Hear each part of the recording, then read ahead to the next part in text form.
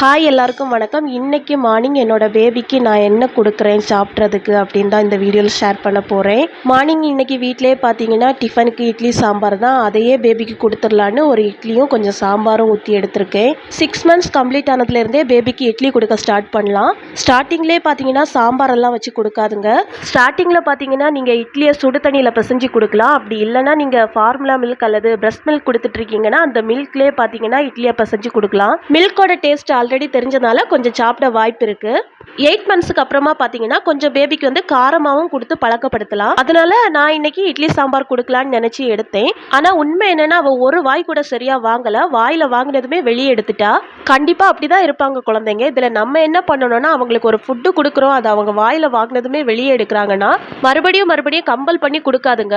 நானும் அப்புறம் இட்லி கொடுக்கல. அப்புறம் மதியம் போல இந்த உருளைக்கிழங்கும் கேரட்டும் மசிச்சு கொடுத்துருந்தேன். அதுவுமே பாத்தீங்கன்னா அவ சரியா எடுத்துக்கல.